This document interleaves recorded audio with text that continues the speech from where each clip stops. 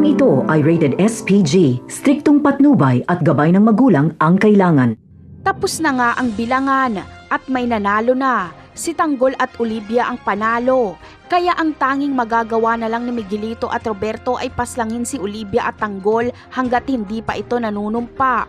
At nang sa ganon ay sila ang makaupo. Si Roberto at Miguelito mismo ang lalakad para makasigurado. Hindi na sila aasa kay Lucio.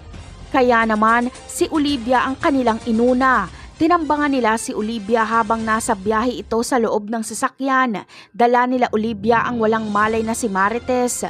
Walang laban sila Olivia kila Roberto dahil dalawa lang ang kanyang mga tauhan. Kaya si Miguelito mismo ang papatay kay Olivia.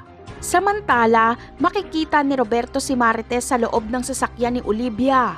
Buhay pa ito kaya magdidesisyon siyang dalhin ito sa kanilang bahay para magamot. Magagamit kasi nila si Marites laban kay Ramon at Tanggol.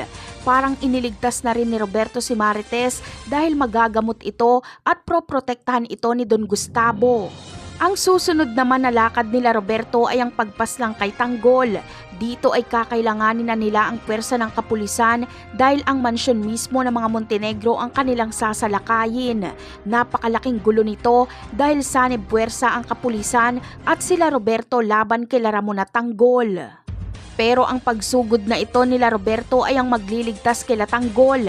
Papatayin na kasi sana ni Ramon ang mga kaibigan ni Tanggol pero dumating sila Roberto at ang kapulisan. Kaya magkakampihan na lang sila Ramon at ang Wating.